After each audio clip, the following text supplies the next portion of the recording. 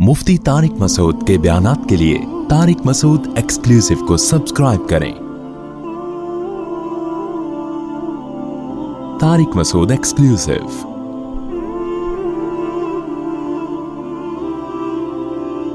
कुरान में जहां भी अल्लाह ने नमाज का हुक्म दिया, साथ साथ अल्लाह ने बताया कि ततजाफा जुनूबुहुम अनिल मवाजि'i खौफन व तमअन व मिम्मा रज़क़नाहुम युनफिकून। जो रिस्क हमने इनको दिया है उसमें से खर्च करते रहते हैं।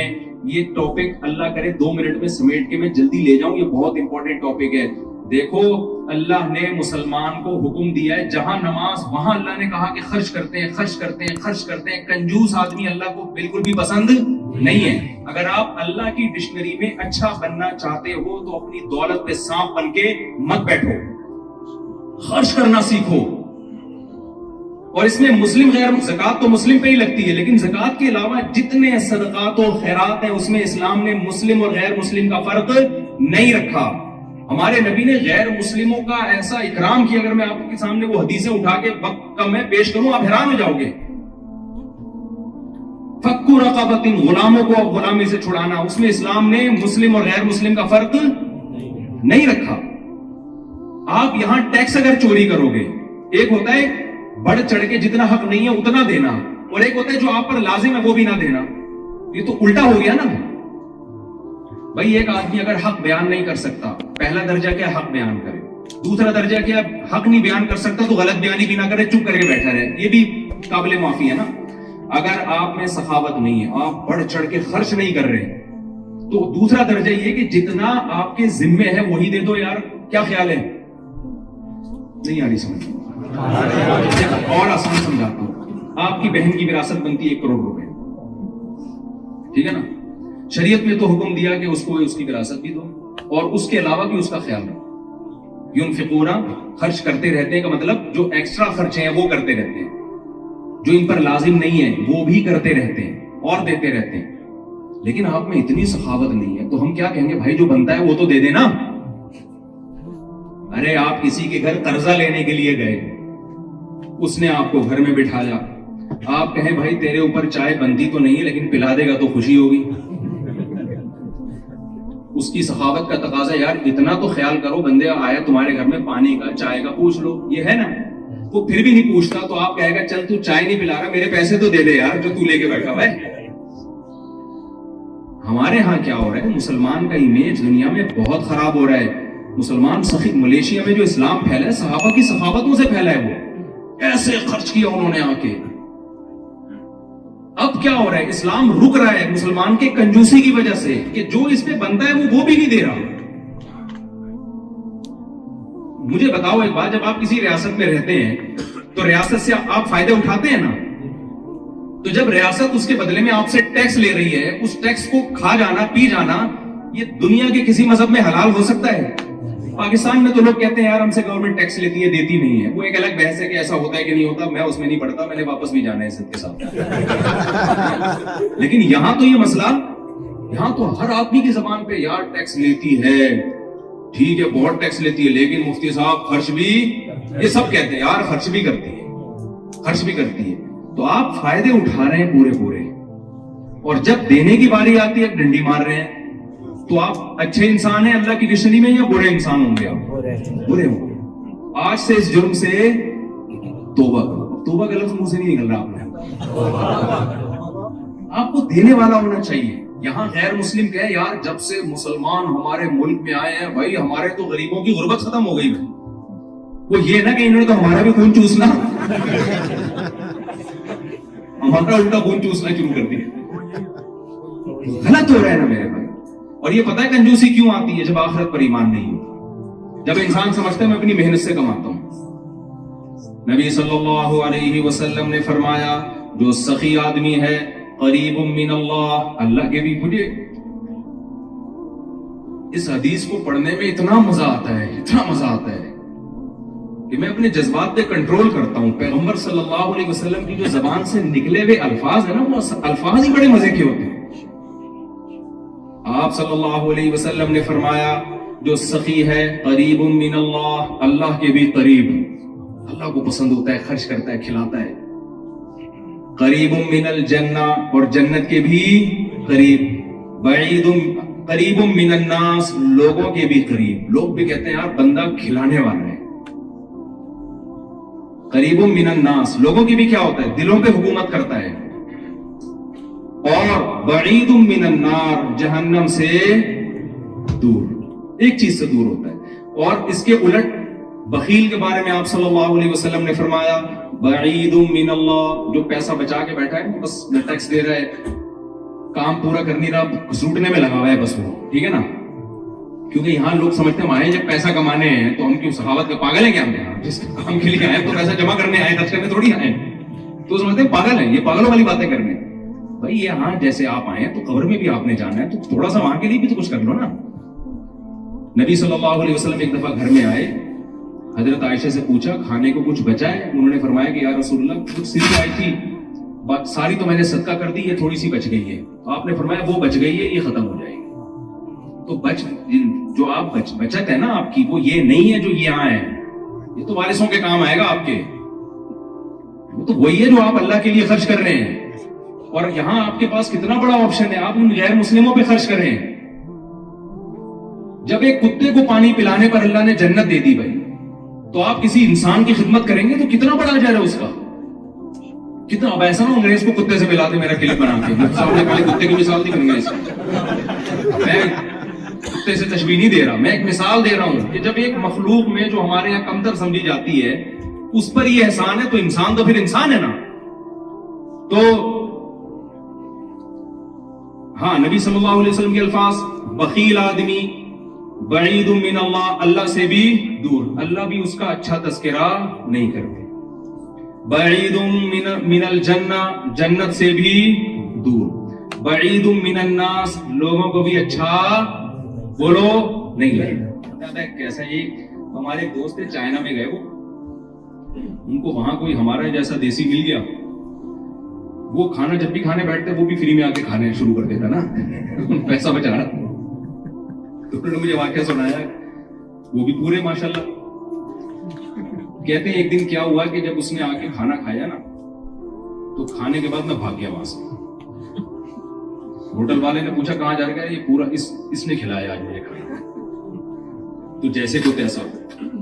ہمارے حضرت ایک واقعہ سنایا کرتے تھے کہ ایک آدمی کی عادت تھی، کراچی میں نلی نہاری مشہور ہے نا، تو وہ بنس روڈ کی نہاری پہلے بڑی مشہور تھی. تو ایک آدمی وہاں جا کے نا جب بھی کوئی نہاری کھا رہا ہوتا تھا یہ جا کے بیٹھ جاتا تھا اس کے ساتھ اور نیمبو نچوڑتا تھا. اور نیمبو نچوڑ کے نا کہ یار چلو میں نے تھوڑا ٹیسٹ پیدا کر دیا، اب شروع ہو جاتا تھا. اگلا منع بھی نہیں کر سکتا یار اس نے نیمبو بھی نچوڑ دیا ہے اور آگے بیٹھ کے کھاتے ہوئے کو کون روکتا ہے. تو اس کو تو غیرت نہیں آ رہی تھی. ایک دن ایک آدمی نے کہا آج میں اس کا علاج کرتا ہوں. جیسے اس نے نیمبو نچوڑا نا کھانا شروع کیا، اس نے ایک تھپڑ لگا. تو یہ مزید اسپیڈ سے کہتا ہے میری ماں بھی مجھے تھپڑ لگا لگا کے کھلایا کرتی تھی. تو یہ واقعہ تو ایک لطیفہ ہے، چٹکل ہے، لیکن جب آپ دوسرے کے مال پہ نظر رکھیں گے، دوسرے کے پیسوں پہ نظر رکھیں گے، یہاں سے گھسیٹ لوں، یہاں سے گھسیٹ لوں، یہاں سے ٹیکس بچا لوں. مولانا اشرف علی تھانوی رحمۃ اللہ علیہ کا واقعہ ہے. انگریز گورنمنٹ تھی اور بڑے ظالمانہ طریقے سے بر صغیر پر قبضہ کیا انہوں نے. تو کیا ہوا، اور پھر بہت سارے ڈیوز تھے انگریزوں کے اوپر مسلمانوں کے. تو کیا ہوا کہ ایک بغیر ٹکٹ کے لفافہ آ گیا. انہوں نے ڈاک سے ٹکٹ خرید کے منگوایا، چپکایا. کسی نے کہا حضرت یہ غیر مسلم کنٹری ہے اور ان کے تو ہم پر ویسے ہی بہت انہوں نے ہمارا وسائل پہ قبضہ کیا ہے، تو آپ اتنا ایک ٹکٹ گورنمنٹ کا اتنا نقصان برداشت نہیں کر رہے. انہوں نے کہا ان غیر اخلاقی حرکتوں سے انسان کو لوٹ کھسوٹ کی عادت پڑتی ہے. تو میں اس کو جائز، جب ریاست ہے جو جیسی مرضی ہے بھائی، جب لا ہے اس کا قانون ہے کہ بغیر ٹکٹ سفر نہیں کرنا آپ نے، اور ڈاک کا نظام تھا اس پہ ٹکٹ کے بغیر، تو یہ اس لا کو ہم نے کیا کرنا ہے؟ فالو کرنا ہے. اور ہمارے یہاں بعض لوگوں کا کانسیپٹ یہ ہے کہ ابے یہ تو سب کچھ حلال ہے. وہاں آ کے کہتے ہیں چونکہ پی ٹی آئی کی حکومت تھی تو ان کا سب جے یو آئی والے کے لیے اور مسلم لیگ کے لیے وہ سب کچھ حلال ہے، اور جب جے یو آئی کی حکومت آئی تو پی ٹی آئی والوں کے لیے. سب کی بات نہیں کر رہا، لیکن یہ کانسیپٹ بھی ہے لوگوں کا. بھائی جب کوئی گورنمنٹ بن گئی، صحیح بخاری کی حدیث ہے کہ جب کوئی حکومت آ گئی ہے، یوسف علیہ السلام بتاؤ مسلم اسٹیٹ میں تھے یا غیر مسلم اسٹیٹ میں تھے؟ غیر مسلم اسٹیٹ میں تھے نا. تو غیر مسلم اسٹیٹ میں انہوں نے اس اسٹیٹ کی خدمت کی ہے، اس کی وجہ سے ان کو وہاں تک ترقی ملی ہے. اگر آپ غیر مسلم اسٹیٹ میں شدت پسندی سے کام لوگے, ان کے اگینسٹ چلو گے, تو اسلام زندہ نہیں ہوگا اس سے, آپ بدنام ہو جاؤ گے, اسلام بدنام ہوگا اس سے. تو میں جلدی سے بات کو سمیٹ کے ختم کرتا ہوں. تو نبی صلی اللہ علیہ وسلم نے فرمایا بخیل آدمی اللہ سے بھی دور, جنت سے بھی دور, انسانوں سے بھی دور. اور آپ نے فرمایا قریب من النار, ایک چیز سے قریب ہے, جہنم سے. جہنم کو بڑا اچھا لگتا ہے ایسے اور 4-6 کنجوس سوسائٹی میں پیدا ہو. ایک چٹکلا سنا دوں اگر آپ ناراض نہ ہو, تھک نہ گئے ہو نا, لوگ نہیں ملے لگ رہا, بیان لمبا ہوتا جا رہا ہے. دیکھو ایک کنجوس آدمی کا میں لطیفہ اکثر سناتا ہوں, یہ اپنے دماغ میں رکھا کرو. ایک کنجوس آدمی تھا, اس کے بچے کہتے تھے ابو کبھی دیسی گھی بھی کھلا دیا کرو ہمیں. تو اس نے کہا یار, اس کے جیب سے پیسے نہیں کرتے تھے. جیسے میں نے کہا نا سخی آدمی لوگوں کے بھی قریب, تو بیوی بھی ایسے شوہر سے محبت کرے گی نا جو سخاوت کرتا ہے, بچے بھی ایسے باپ سے محبت کرتے ہیں جو سخاوت کرتا ہے, بھائی بھی ایسے بھائی سے محبت کرتے ہیں جو سخاوت کرتا ہے. تو سخاوت کرنے میں سب سے پہلے آپ اپنے خاندان میں محبوب بن جاؤ گے. تو اگر آپ کنجوسی کرو گے تو آپ, وہ ایک خاتون نے اپنے میاں سے کہا, وہ بہت ٹریولنگ ہوتی تھی اس کی نا, تو اپنے شوہر سے کہنے لگی کہ جی میں نے سوچا ہے کہ ہم سوئٹزرلینڈ چلتے ہیں گھومنے پھرنے کے لیے, تو اس پہ کتنا خرچہ آئے گا؟ اس نے کہا کچھ بھی خرچہ نہیں. بڑی حیران ہوئی یار, کوئی ان کا کوئی ٹریول ایجنٹ سے کوئی تعلقات ہیں ان کے. کہتے ہیں خرچہ کیوں نہیں ہے؟ کہتے ہیں اس لیے کہ سوچنے پر کوئی خرچہ.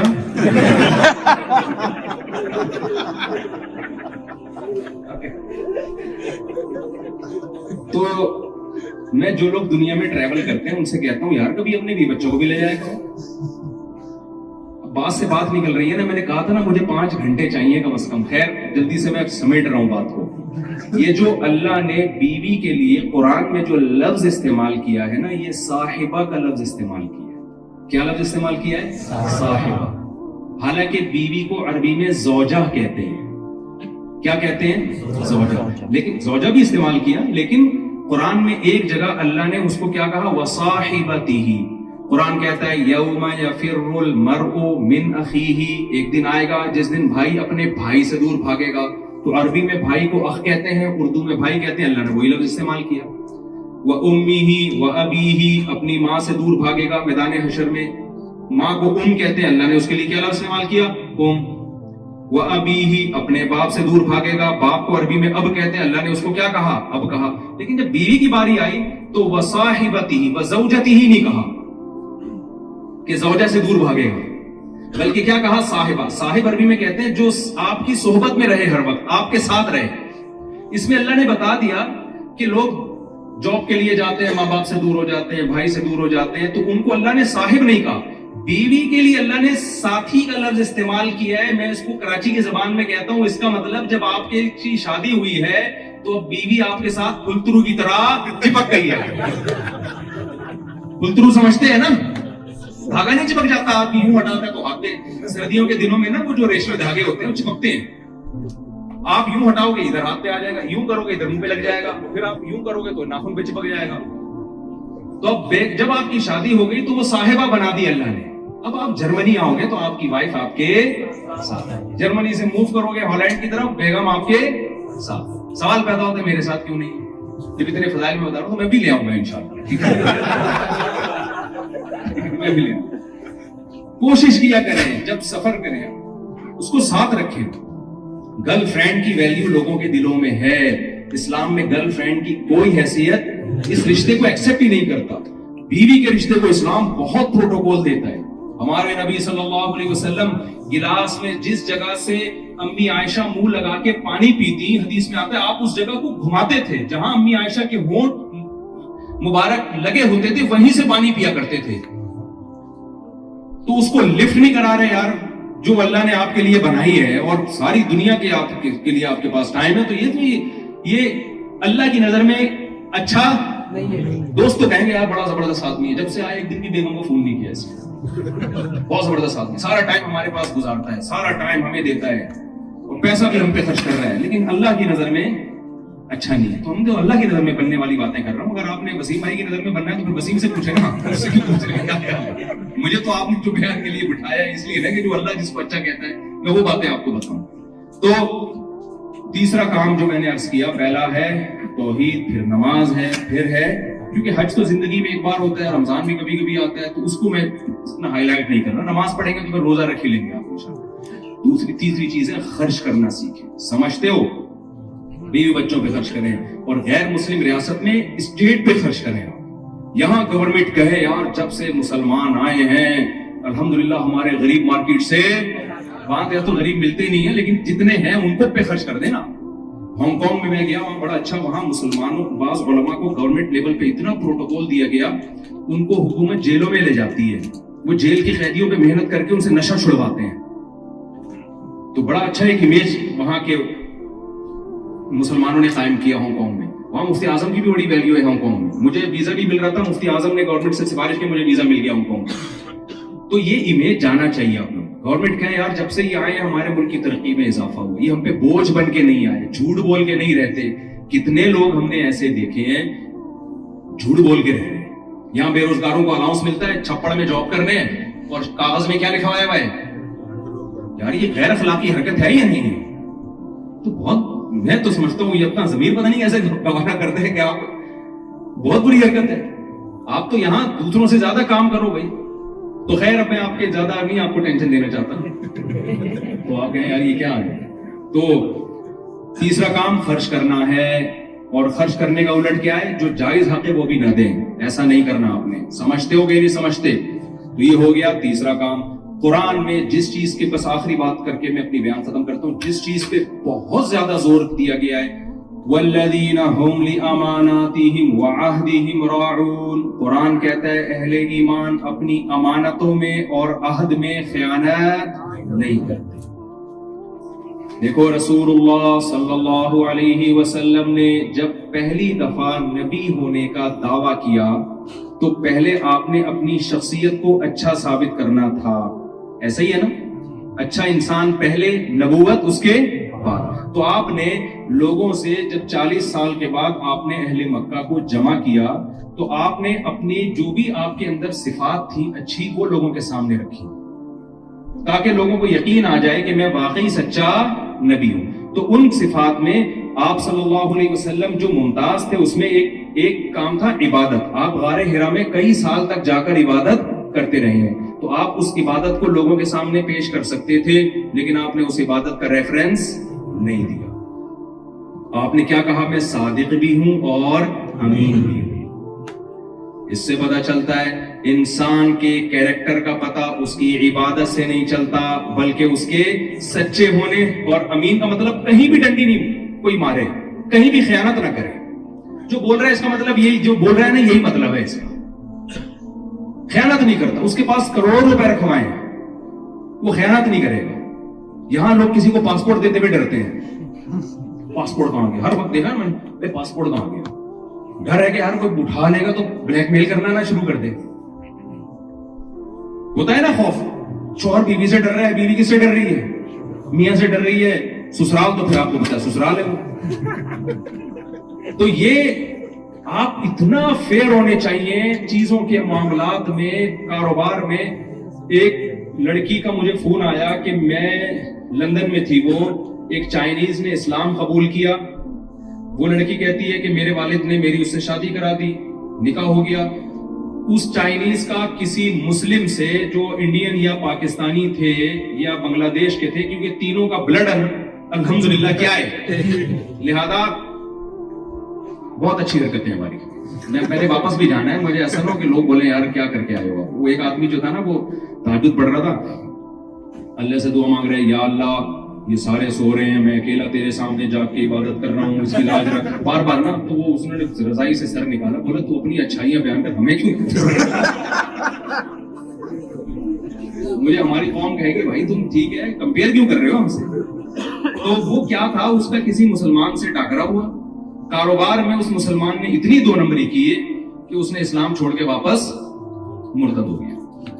وجہ کیا ہے, ہمارے پیغمبر کی جو تعلیمات ہیں, پہلے آپ اپنا صادق اور امین ہونا ثابت کریں گے, اس کے بعد اگلا آپ کی بات سنے گا. اگلا آپ کی نماز, گورا آپ کی نماز نہیں دیکھے گا, آپ کا روزہ نہیں دیکھے گا, وہ آپ کا حج نہیں دیکھے گا. عبادت تو ہر قوم میں ہوتی ہے بھائی, وہ دیکھے گا یار یہ معاملات میں کیسا ہے, یہ نیمبو نچوڑ تو نہیں ہے کہیں, ہے ہر وقت لوٹ کھسوٹ میں لگا رہتا ہے. اور ہمارے بہت سے تاجر کے واقعات ہمارے سامنے آتے ہیں، یار داڑھی رکھی اور پھر اگلے کو ٹوپی کرا رہے ہیں، جھوٹ بول رہے ہیں. ہمارے پاکستانیوں کے ساتھ کاروبار کرنا پسند نہیں کرتے، وہ کہتے ہیں گورے کے ساتھ کاروبار کرو. کتنا غلط ایک امیج جائے گا نا دنیا کے سامنے. اب تو ہم ہی اس نبوت کے امین ہیں بھائی، ہم ہی نے اپنے کیریکٹر سے ثابت کرنا ہے کہ اسلام برحق ہے. تو کبھی بھی آپ میں سے کسی نے بھی دو نمبری نہیں کرنی.